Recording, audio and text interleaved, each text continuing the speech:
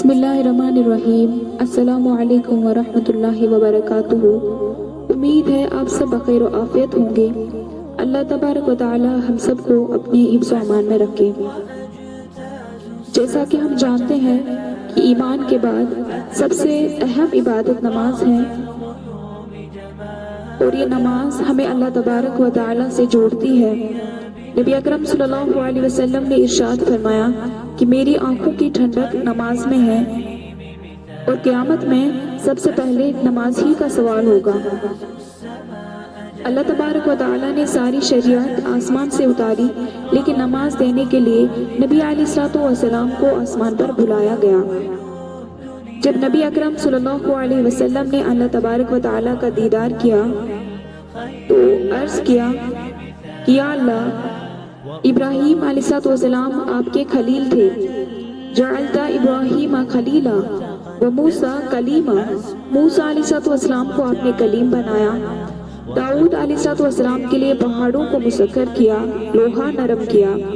سلیمان علیہ الصلوۃ والسلام کے لیے ہوا و شیاطین مسخر تھے۔ عیسیٰ علیہ الصلوۃ والسلام کے لیے مردوں کو زندہ کیا۔ فماذا جعلت لی، میرے لیے آپ نے کیا رکھا؟ تو اللہ تبارک و تعالیٰ نے فرمایا آپ کے لیے تو اس سب سے افضل رکھا، قیامت تک آپ کا نام میرے نام کے ساتھ جڑا رہے گا۔ وَرَفَعْنَا لَكَ ذِكْرَكَ، آپ کے ذکر کو بلند کر دیا۔ جب بھی میرا نام لیا جائے گا آپ کا نام میرے نام کے ساتھ جڑا ہوگا۔ اس کے بعد نبی اکرم صلی اللہ علیہ وسلم کو بلا کر 5 نمازیں عطا کی گئی، اور ہم جو یہ فجر کی نماز ادا کرتے ہیں اس میں 2 رکعتیں فرض پڑھتے ہیں۔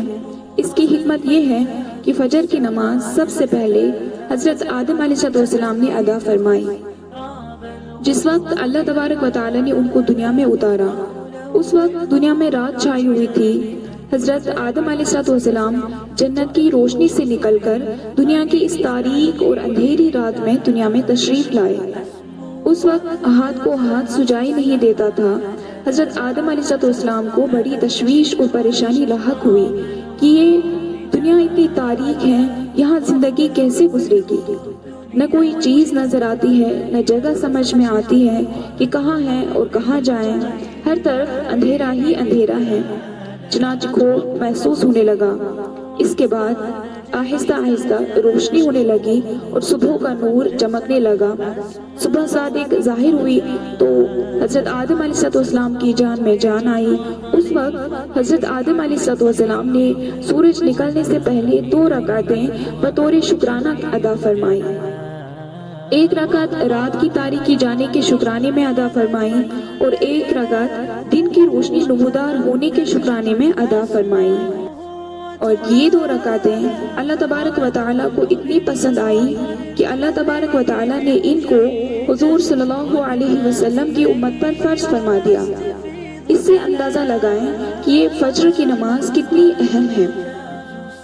اسی طرح ظہر کی 4 رکعت جو ہم ادا کرتے ہیں، یہ سب سے پہلے حضرت ابراہیم علیہ السلام نے ادا فرمائی تھی، اور اس وقت ادا فرمائی تھی جس وقت وہ اپنے بیٹے حضرت اسماعیل علیہ السلام کو ذبح کرنے کے امتحان میں کامیاب ہو گئے تھے۔ 1 رکعت تو اس امتحان میں کامیابی پر شکرانے کے طور پر ادا فرمائی کہ یا اللہ، آپ کا شکر ہے کہ آپ کی مدد سے میں اس مشکل امتحان میں کامیاب ہو گیا۔ اور دوسری رکعت اس بات کے شکرانے میں ادا فرمائی تھی کہ اللہ تبارک و تعالی نے حضرت اسماعیل علیہ السلام کے عوض میں جنت سے ایک مینڈھا اتار دیا، چونکہ یہ بھی اللہ تبارک و تعالیٰ کا ایک خصوصی انعام تھا۔ اس کے لیے حضرت ابراہیم علیہ السلام نے شکرانے کی نماز ادا فرمائی۔ تیسری رکعت اس شکرانے میں ادا فرمائی کہ اللہ تبارک و تعالیٰ نے اس موقع پر براہ راست حضرت ابراہیم علیہ السلام سے خطاب فرمایا اور فرمایا بسم اللہ الرحمن الرحیم وَنَادَيْنَاهُ أَن يَا إِبْرَاهِيمُ قَدْ صَدَّقْتَ الرُّؤْيَا إِنَّا كَذَلِكَ نَجْزِي الْمُحْسِنِينَ کہ ابراہیم علیہ السلام بلا شبہ تم نے اپنا خواب سچ کر دکھایا، اور ہم نیکوکاروں کو اسی طرح بدلہ دیا کرتے ہیں۔ اس کتاب کے شکرانے میں تیسری رکعت ادا فرمائی۔